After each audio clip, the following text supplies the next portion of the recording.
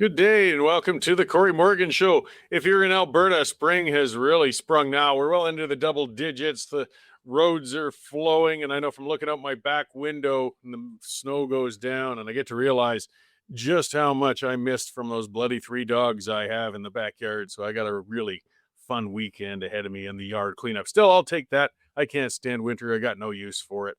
I'm looking forward to seeing the leaves turn green and my bees flying around getting stuff done. I might be seeming a little crabbier and groggier than usual. I just got in from Consort last night. I was at another one of those independence meetings, speaking up in there. Another great large crowd, and running across people set up with those signing stations all over the place. There's really something crazy going on in Alberta with that. It's going to be one heck of a year. Let's see, a little while I'm going to have Matthew Tobon. He's from Unapologetically Jewish. Name kind of says it all. He's in Canada and pushes back against anti-Semitism and things such as that. There's just been so much going on with that. I just wanted to speak to somebody and say, well, what the heck can we do about it? You know, this is becoming a problem, but it's easier to say that we just want it to stop. Well, how do you get this sort of thing to stop? So we'll have a good discussion in a little while about that. But for starters, I'm going to provoke a religion that's usually tolerant and not prone to provocation or getting worked up, and that's Islam. So let's talk about them. And I'm going to begin by quoting the wisdom of Mr. Bean, also known as Rowan Atkinson. This is from him. He said something online. Just to criticize a person for their race is manifestly irrational and ridiculous. But to criticize their religion, that is a right, and that is freedom. And that's where I just want to start that, because we know as soon as you start talking about Islam, somebody's going to call you a racist. I'm not talking about any race. I'm talking about a religion. And it is my right and obligation to criticize religion when it needs it. So let's get on with critiquing the world's most troublesome religion, and that is Islam. I mean, we got synagogues and Jewish schools. They're being targeted by violent attacks around the world. As the bullets are flying and the bombs are detonating, media and government agencies are tying themselves in knots to avoid speaking about the root of the problem, and that root is Islam. Islamic terrorists have tossed bombs at police and demonstrators in New York. CNN responded with a headline saying, 2 Pennsylvania teenagers crossed into New York on a Saturday morning for what could have been a normal day enjoying the city during abnormally warm weather. But in less than an hour, their lives would drastically change as the pair would be arrested for throwing homemade bombs during an anti-Muslim protest outside of Mayor Zoram Mamdani's house. They made it sound like the terrorists were part of the anti-Islamic protesters. They neglected to mention that the terrorists yelled Allahu Akbar before attacking, as most terrorists tend to do. A man named Ayam Mohammed Ghazali, who had ties to Hezbollah, drove a car into a Michigan synagogue with a truck packed with fireworks and gasoline. He was thankfully killed before he could detonate things. CTV dutifully reported on the incident with the headline, investigators worked to determine the exact reason for the attack at a Michigan synagogue. Really? As if there was any question about the motivation. Or in Amsterdam, there's another beauty. A bomb was set off at a Jewish school. Reuters posts a headline saying, explosion lightly damages Jewish school in Amsterdam. Lightly damages. That's right up there with mostly peaceful. We saw when race riots were burning American cities a few years ago. They made it sound like the attack on the school was more like a backed up toilet or something. You know, minor damages. I mean, what was it? A few fingers or legs were blown off. We'd call it moderate damages. These attacks have to be taken seriously. Meanwhile, thousands gathered in Toronto for the annual Islamist hate fest called Al-Quds Day, where they call for the death to Jews and usual stuff, block streets and entrances to buildings with Islamic prayers. The Toronto Star called it a pro-Palestine rally, but it was anything but. In response to all of these incidents around the world, though, this was the cherry on top, the Canadian Security and Intelligence Service issues a post saying, today we stand against Islamophobia and all forms of hatred. As Canada's Security and Intelligence Agency, if CSIS really believes Islamophobia is a threat to Canadians, we truly aren't being protected by them. No mosques have been attacked. There's no anti-Islamic stuff going on, guys. By definition, a phobia is an irrational fear of something. Islam's responsible for the vast majority of terrorist acts around the world. Every Islamic-dominated country on earth commits human rights violations the Western world would never consider tolerating in its borders. Islam's used as a justification for subjugation of women and the murder of LGBTQ people throughout the Middle East, and no Islamic nation tends to live in peace with any non-Islamic neighbors. Fearing Islam isn't irrational. Look, that's because the root of Islam isn't just to go out and spread the good faith like other religions. The word Islam itself means submission, and it mandates its followers to either convert or kill other people of other faiths. There's no option for peaceful coexistence. And don't take my word for it, take theirs, right from the Quran itself. Here's some choice quotes. Surah 3:151, we shall cast terror into the hearts of all those who disbelieve. Surah 2:19:1, we'll kill them, and they're meaning non-Muslims, whenever you find them. Kill them, such is the recompense of the disbelievers. Surah 9:5, then kill the disbelievers whenever you find them, capture them and besiege them, lie in wait for them in each and every ambush. The book is replete with such statements and quotes, and they aren't ambiguous in their demands. This isn't a matter of interpretation. Apologists point out that the Old Testament and religious texts from other faiths have some violent and intolerant passages and dictates as well, and that's true. But the adherents of those faiths have undergone reformations and don't practice literal interpretations of their books as Islamists do with the Quran. You never heard a person yelling, Jesus loves you, or Shalom Aleichem before detonating a bomb or shooting citizens of people on a beach, or dozens of people on a beach. The term we always hear is Allahu Akbar, which is rather distinct to Islam. I understand that the majority of Muslims don't become radical, but the volume of those who do from that faith is disproportionately high and is causing problems around the world, and it has to be called out because it's an inherently problematic faith. Pretending there isn't a problem or that other religions have the same issues and problems isn't addressing the issue.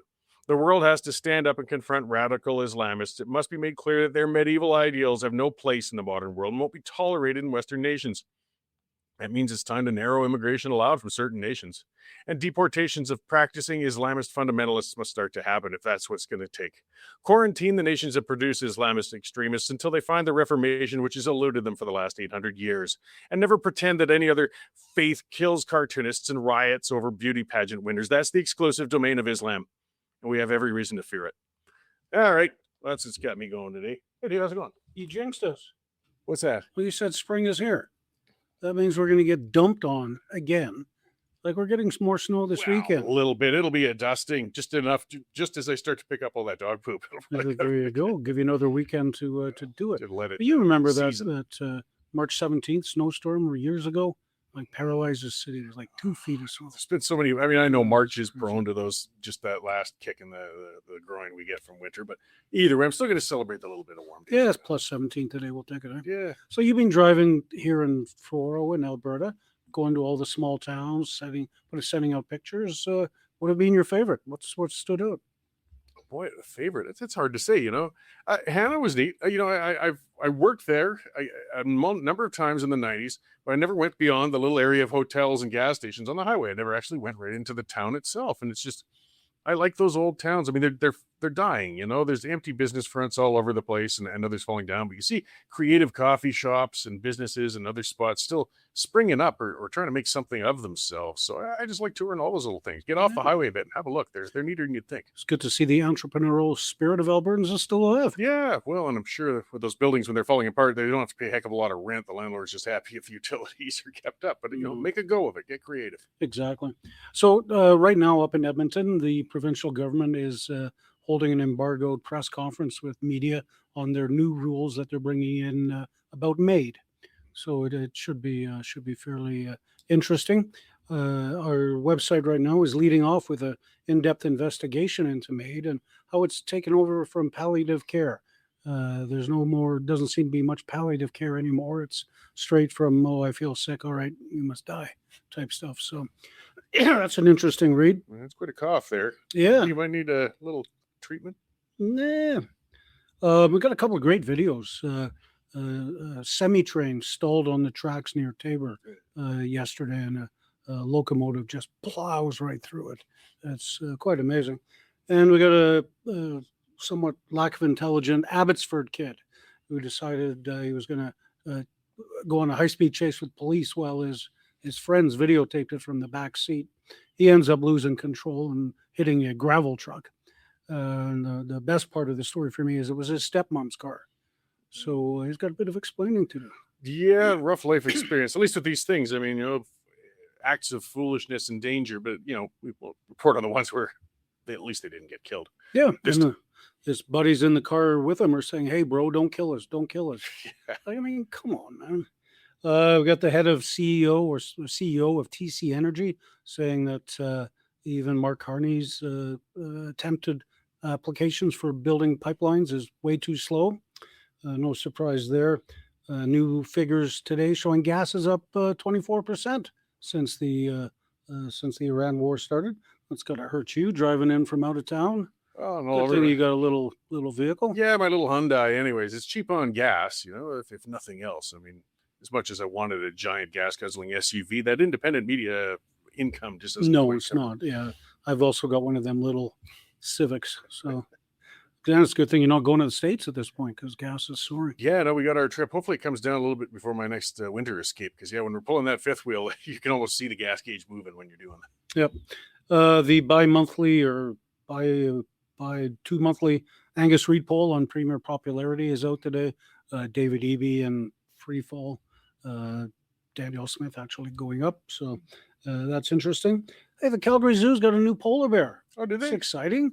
You remember the last one died after it was drowned by its cellmate. Yeah. So they've got a new one that they're going to try and bring in and see if they can't have it survive. And the Bank of Canada held its overnight rate steady at 2.25%. Well, I guess, thank heavens for small things. Yeah. I mean, we know that typically when inflation starts to run, they crank up those interest rates to try and cool it down. So And those of us that have mortgages coming up would have liked to have seen it go down a little bit. Yeah, 2% has a nice ring to it. Wish you the best on that one. Yeah. I think people better renew as fast as they can. I got a feeling we're not going to see some good inflation numbers in a little while. No, I've got an appointment on Saturday. Right on. Well, hope it goes well for you. Thank you. Right on. Can I use you as a co-signer? Feel my credit? Yeah, okay. Well, if you really don't want to get renewed, that might. I won't mention your name then. Okay, that's usually a safe bet in things in general social circles with me anyway. There you go. All right, thanks for the update, Dave. You bet. See you later for the pipeline. That is our news editor, Dave. Lots of stories on the go, lots of stuff happening. This is when I like to remind you guys, shake the cup and ask you to subscribe. westernstandard.news/membership. Subscription. Okay, so it's $10 a month, $100 for a year. That helps keeping us with those reporters all over the place and keeping us accountable to you. If you've already subscribed, thank you very much. We appreciate it. If you haven't yet, check it out, guys. $10 a month, like an old newspaper subscription. You didn't think twice about paying that much, and then you don't even have to throw out a bunch of old newspapers this way. It's just all online. Get past that pesky paywall.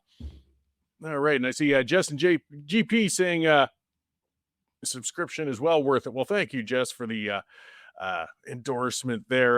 William commenter Roble saying Dave Naylor used to put away his Canada UK flags pin. Well, Dave was born in the UK. He's speaking of unapologetic backgrounds, he likes to celebrate both sides, but he's certainly a proud Albertan and proud Canadian. It's not like he's been selling us out to the overseas folks on the other side of the pond. Let's see what else we got going on. Care Bear talking about it. I imagine it's in response to my monologue on Islam. Look at Europe. It's a dumpster fire. They've destroyed it. Yeah. And this work is difficult, right? The problem is volume. The problem is adaptation. It is a culture that comes with Islam that's incompatible with the modern world. It really is. It doesn't mean a person can't get over that they can't adjust from that and adapt from that.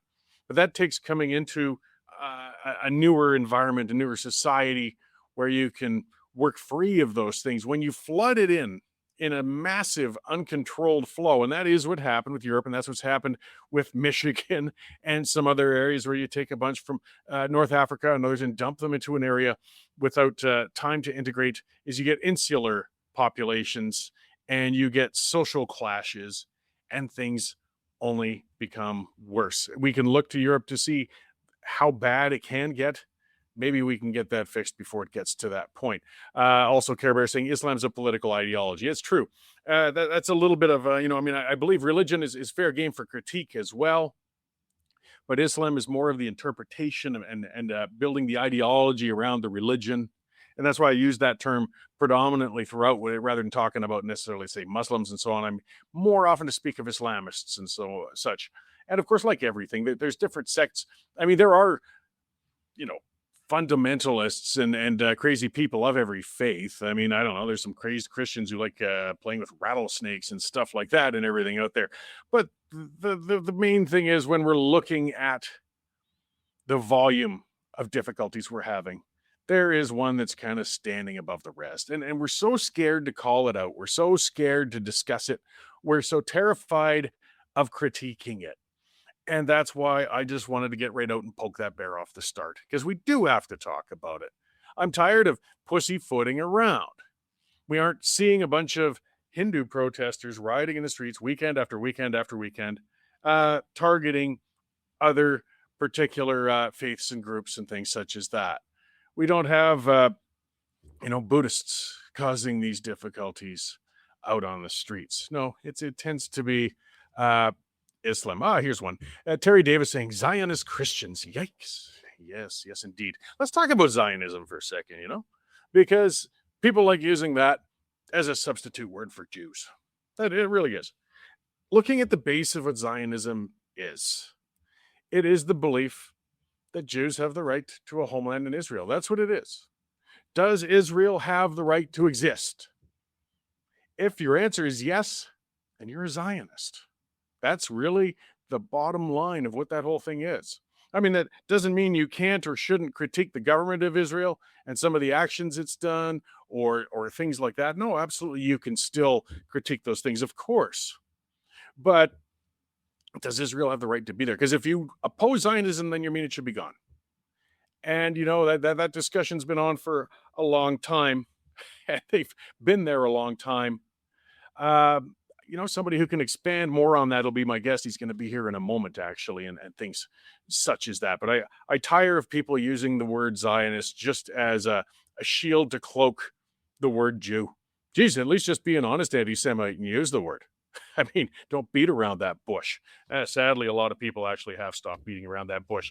So let's bring in my guest, Matthew Tobon. I've been looking forward to this. He's from Unapologetically Jewish, and we'll discuss some of these issues going on, particularly in Canada. With that, he should be in a moment. There he is. Hey, how's it going, Matthew? Not bad, Corey. How you doing? Good. I appreciate you taking some time to talk to us today. I imagine you've got a lot to cover these days. There's always been, but this last few months, even a few weeks in particular, has just been horrific. It's been crazy. So, I mean, maybe just to begin with, though, if you could kind of explain yourself and your organization, what your mandate is and what you're looking to do. Yeah, so Unapologetically Jewish started off back essentially internally after October 7th, as protests started happening, and I got more involved in the community advocacy, and then slowly working with the police on issues.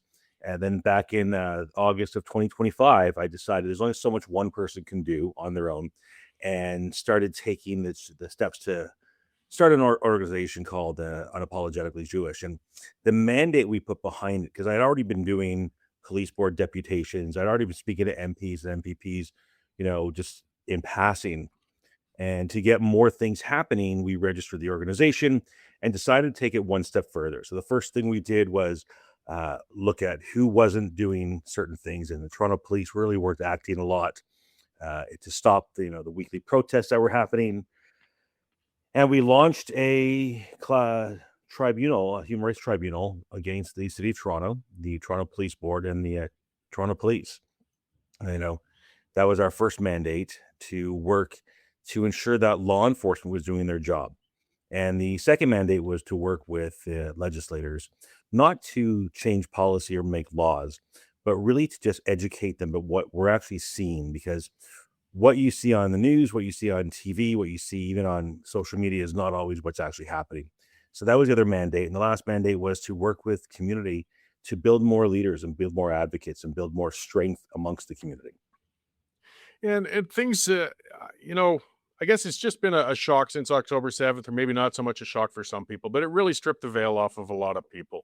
And it's unfortunate. I think a lot of initial protesters perhaps were upset over the actions of Israel and the war and items such as that. But when we start seeing cafes targeted or particular communities targeted where people live, you don't know if the person behind that door supports Israel's actions or doesn't. The problem they had was that the person behind that door was Jewish. And this had gone on in Toronto for so long. If we'd have had any other group, it seems, where we targeted a community based on their ethnicity, the police would intervene and say, this is inappropriate, this is intimidation, this is a problem. But they just took a hands-off approach with this. How do you respond to that? Well, they really did, and the challenge that everybody's running into is, showing up in communities that are highly have a high dense, Jewish population. It is for fear and intimidation, and the police have taken this let's just de-escalate situation, using the Charter of Rights and Freedoms to stand behind. And what we're learning, and let's be honest, nobody ever really mentioned the Charter of Rights for a long time. From when we first got it up until probably 2023, it wasn't really talked about as often as it is now. And we're not as educated as we should be behind the charter. So they're allowing these things to happen, the intimidation to happen, the harassment to happen, without actually truly understanding what's behind the charter and what it's meant to do. So getting a little deeper in, I mean, we've been hearing about kids having problems in schools or post-secondary educations. It's been awful seeing some of the treatment of again, just Jewish kids and students that they just want to move through. They aren't taking part in the conflict. They got nothing to do with it. Uh, but I mean, how does the Jewish community, I guess, do more outreach? I mean, part of the issue is it's a a very small minority, quite something of an insular community. I mean, they're social, but they don't. The practices almost seem mysterious, I think, to people outside of it, and that can kind of lend itself to conspiracies and mistrust and things like that. Is there a role, I guess, maybe just to let people know, it's not a strange secret society. They're actually just normal people.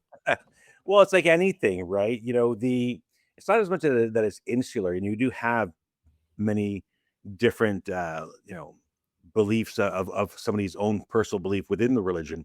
So it's somebody who is extremely orthodox is going to follow rules amongst that are Judaic laws and Judaic rules, based on, we're kind of guessing what we really need to do, like how strict does it have to be, to the other side of the spectrum being like, we're culturally Jewish. We're Jewish, and we don't want to go to synagogue. This is how we live our life, and we're Jewish. So it's such a spectrum of what people do. And what's happening is you see somebody, you picture somebody who's walking to synagogue on a Saturday morning, who's wearing a black hat and black suit and this and that, and it looks strange. It's almost as strange as if you walked past a synagogue or a church on a Sunday morning, when people used to get dressed for church, right? People still go to church, but we've kind of lost that level of wanting to look the part, to dress up, in your Sunday best. Sunday best is a pair of Lulus and a Roots sweatshirt now, right? So there's not as much mysticism, but what it really is understanding what the religion is, and education is a huge part of it. And I think that, I know my organization wants to bring that to more people, to understand that almost all the holidays have to do with something that happened in the past, that we're just kind of retelling the story. The story of Passover coming up pretty soon, aligns ironically every single year roughly around Easter time, because those two stories happened simultaneously centuries apart, right? So it's just understanding that Passover is really the retelling of the story of Exodus.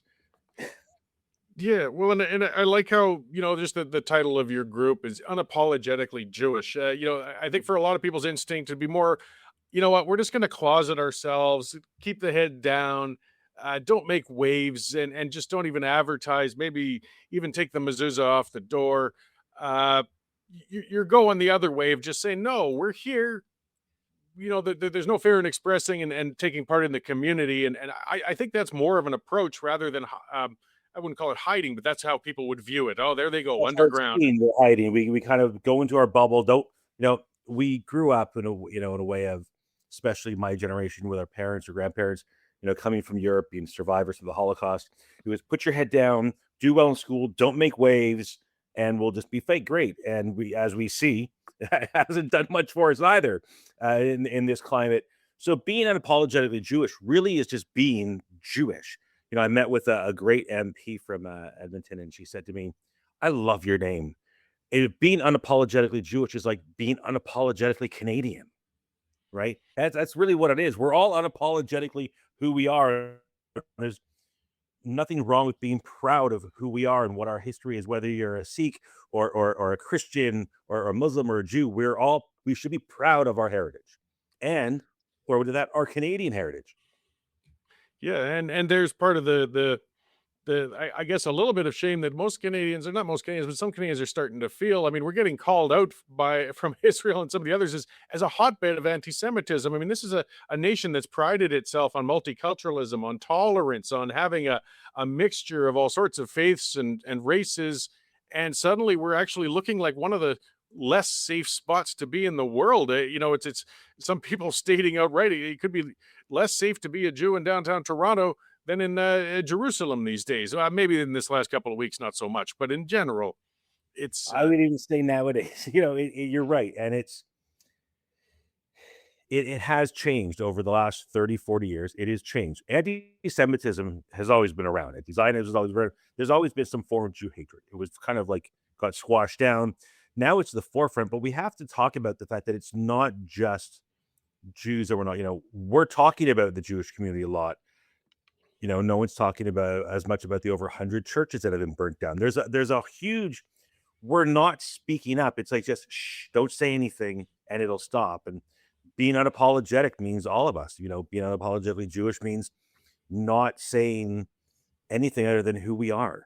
And the anti-Semitism of today is a lot more ideologically driven when we're looking at, the line being that we're all on stolen land. Like, there's so much, I can go on for hours on. There's so much on just the confusion that we're living in now, when we're not in the Canadian space we used to be. At least I say, to a lot of people, I wish we kind of could go back to that 1988 Calgary Olympics Canadian.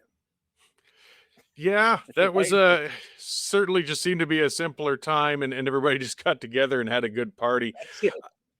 And it's some of the irony. I mean, one of the things that I guess recent events have made a lot of people realize is that the far left and the far right have something in common, where they both just seem to have an issue with Jews. And it seems with a lot of them you talk to, they actually wouldn't know one if they were talking to one, but they're concerned about it.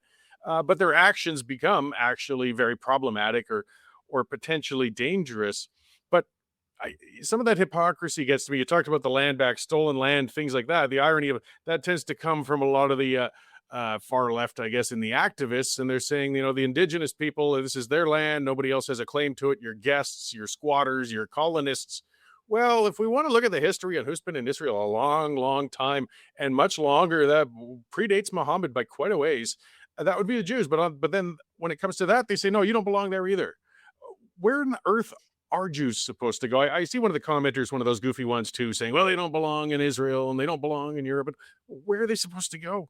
Well, that's the argument. Back in the 30s, they used to, spray paint, or not spray paint, paint across Jewish stores in Germany. We used to say, when it was the mandate of Palestine, Jews go back to Palestine, and now it's Jews go away. And so where are we supposed to go? And that's part of the problem, that everybody sits there and we look at it. If there wasn't a state of Israel, it would be I really truly believe it would be a lot worse, because we have that place. But the idea of the indigeneity it's a hard one, because as we're seeing now, history is kind of, it used to be said that, what was the saying? History is, written by the victor. But it seems to be history right now is being rewritten in real time. There is no victor. The victor is going to be whose story wins. No, and it's an ugly history. So what, though, legislatively can we do? I mean, the charter is important. I'm a bit of a free speech purist, even if I hear stuff from people that's just odious and nasty. When you're intimidating and targeting a particular community, I think a line is being crossed, when you're physically there. Though if you're in a public square and saying awful things, well, maybe you have that right. Where do you think, though, the government can go to try and counter some of this ugliness that's been surfacing? I really think a lot of it, again, comes down to education, speaking up against it. Hate has no place here, no form of hate. That's up there with a mass shooting and then thoughts and prayers, right? There needs to be some sort of action. I think the first action has to be, we will not tolerate this type of hate here. That's number one. But then, like, I've got kids. You boys can't do that, or this will happen, right? There's that consequence that comes with it. And, I'm a bit, I'll be honest with you, I'm a big free speech advocate. I really believe in it. I think the charter was there, written at a different time. Let's be honest. It was written in the early 80s, it was amazing. We didn't have rights until then, apparently. So when they wrote that out, It was a different time. They put in the right things. The problem now is because we aren't used to what's happening. Now they're trying to bring in these new laws. And I'll be honest with you, I'm not a supporter of things like C9. I think we have the laws, enforce the laws, keep the laws as they are. I think the challenge is, honest to goodness, education. It comes from education. We don't know what we don't know.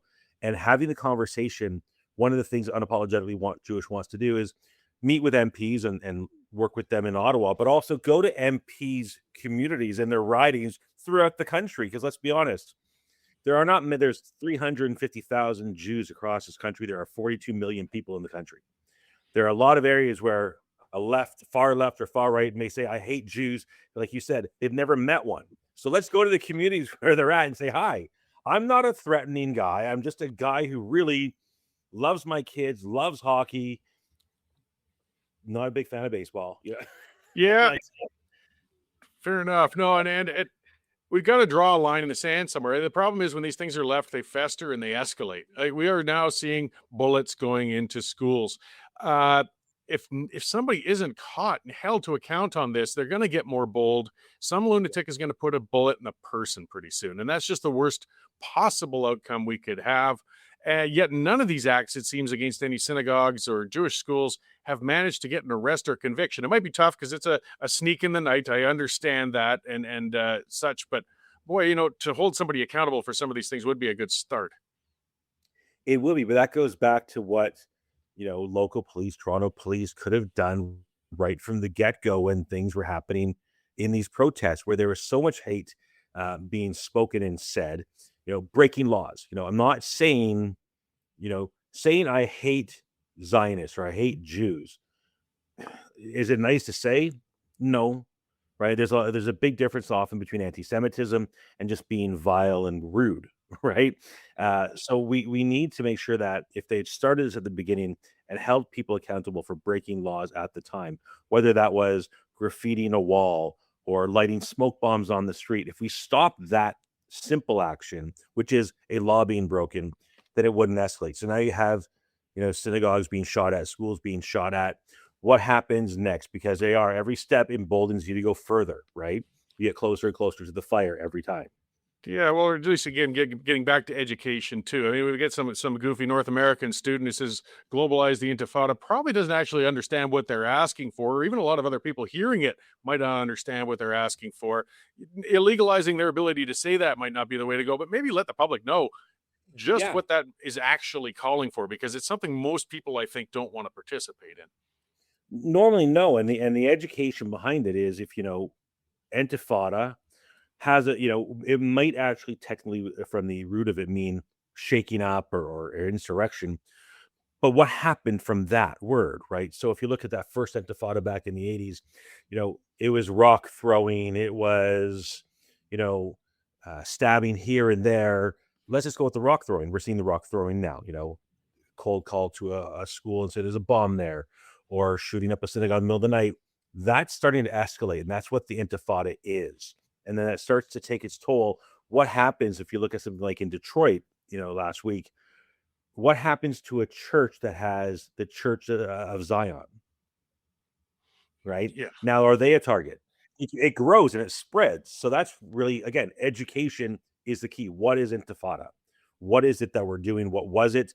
And how does it play out here at home? Yeah, and unfortunately, I mean, a lot of people just like to say, well, that's a problem for them. That's a problem overseas. That's a problem over there. Well, no, we're seeing the problem here, whether you want to see it here or not. It'd be nice to say it somewhere else, but it's not.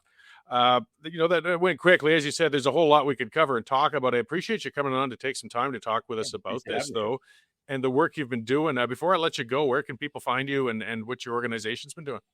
So the organization is called unapologetically-jewish.org. All our information is there. If you want more information, sign up for our newsletter.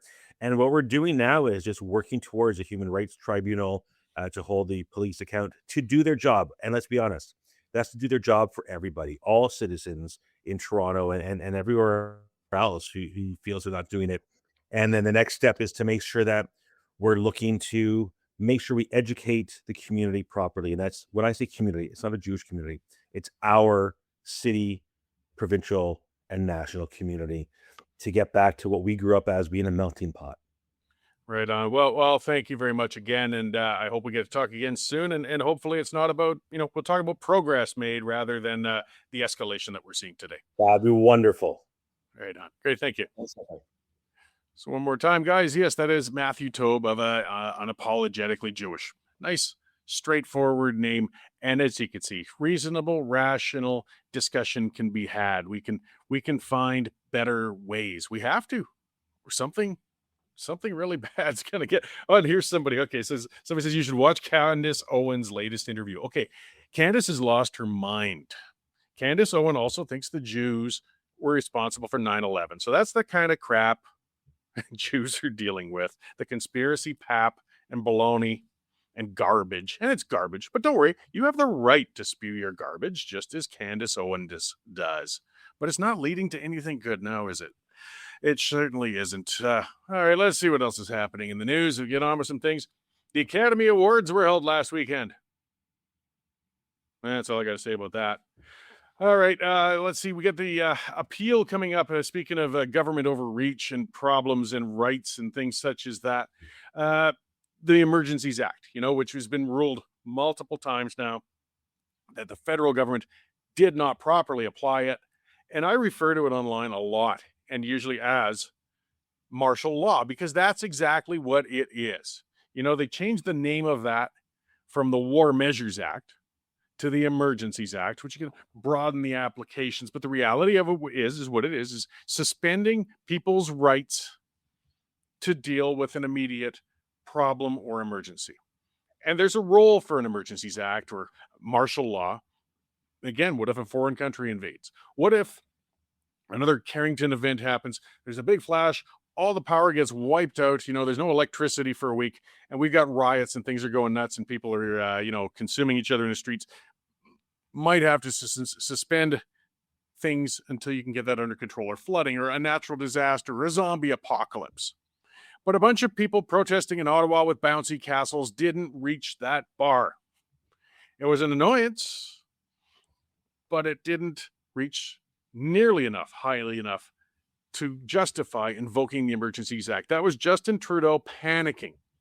And they had all of the tools to deal with the Ottawa protest at their disposal already. They had all the laws already.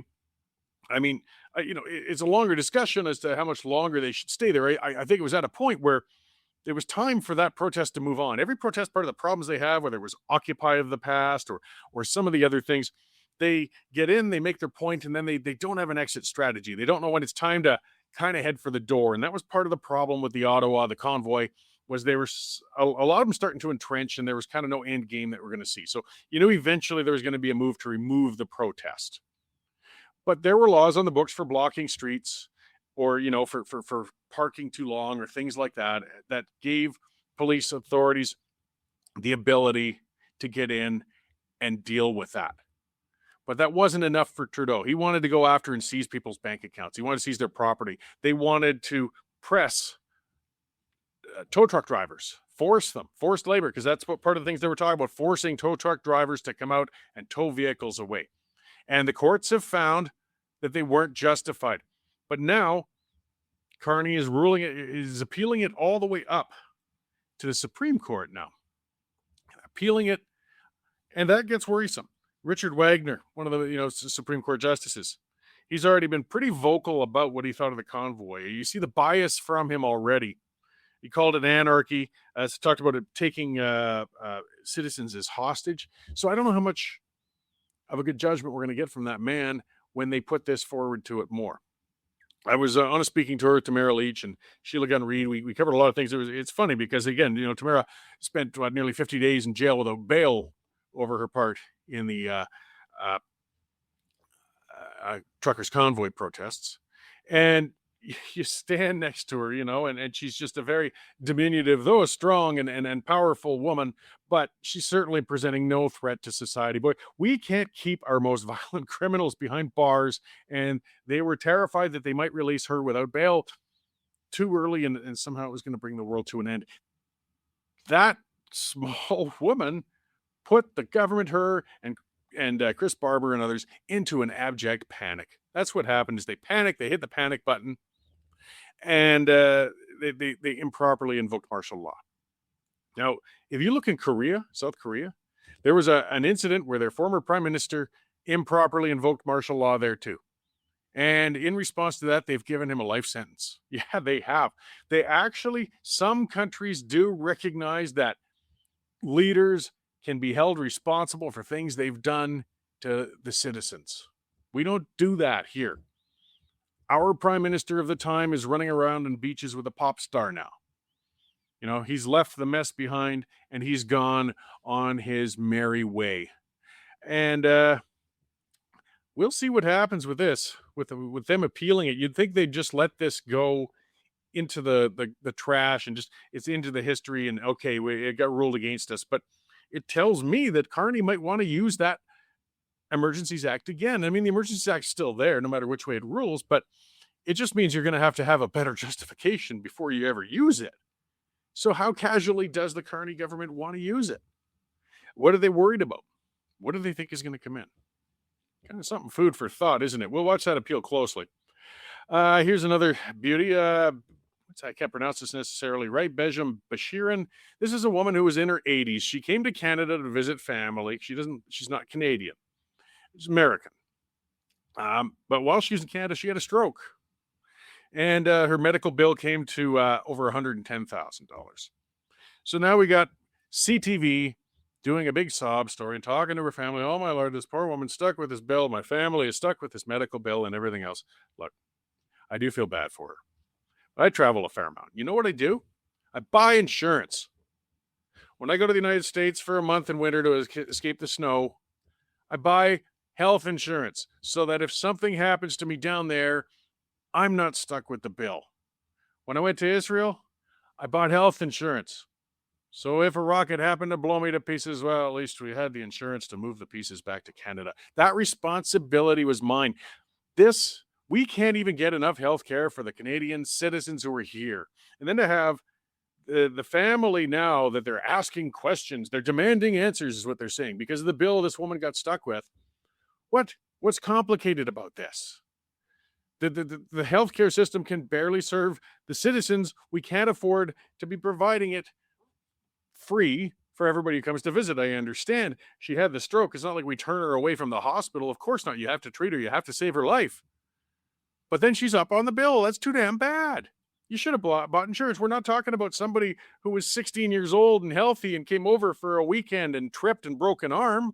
We're talking about a woman in her mid-80s. I mean, I'm not a doctor, but I know the law of averages. When you're getting up in that area, you're starting to have a higher risk of a medical episode happening. So why didn't you have insurance? Well, you thought you were going to save some money. Well, you didn't. But either way, hey, they're a family stuck with a big bill and they're worried. I can understand they're trying to get out of the bill or reduce it. Fair enough. But why is CTV carrying their water? Why is CTV turning this in to make it sound like these people are victims? They're people in a bad circumstance, but they're victims from their own irresponsibility. And they certainly aren't our responsibility. We've got enough responsibility for ourselves and fellow Canadian citizens. But this just keeps going on and on. Nobody's responsible for anything, it seems. Let's see, one more thing. Let's hit in BC. We got a new reporter out there, Alex Zoltan. He's been fantastic, very prolific. Check him out on X. You'll find his stuff out there. And, of course, his stories in the Standard. He's been really hitting on the political front because BC's legislature is just, I mean, politically, it's a gong show. But if you're into politics, it's a fascinating thing to watch, too. One of his recent stories was now this one BC or one center BC, a new centrist political party. It's falling apart. Their leader left it. It's just interesting. We see these in province after province. We do the same thing. Or now it says center BC. So many names with all these things. When a party says, we're the center, we watched that with the Alberta party in Alberta for 10, 12 years. The center that everybody says that everybody's at tends to get about 4 or 5% electorally. And it's happening in BC too. Guys, people vote for something. Center is standing for nothing. It's not saying you're in the middle. It's saying you just want to be mushy all the time and it doesn't work. But whatever. You want to spin your wheels on those sorts of things. Their leader just quit. So now they got a party with no seats and no leader. I suspect it'll disappear and some clown will start some new centrist party yet again to hit that. One more good news story to cap it off. Finally, Doug Ford congratulating a Vaughan resident who shot an intruder in his house with his legally owned firearm. And yes, the man was not charged. That's nice. That's refreshing. That's different for Canada. Don't break into people's homes and you won't get shot. A simple rule of life. And especially if you don't have health insurance and you aren't from the country. I don't know what the case was in this one. I doubt it was that old woman. All right, guys, that's enough for today. We've covered a lot. Thank you very much for tuning in. Be sure to watch The Pipeline tonight. Like, share, do all that social media sort of stuff. We can beat the legacy media and bypass them and get that information back and forth between ourselves. And I do thank you guys for the comments. It was a lively discussion on there today, if nothing else. We'll see you on the next one next week.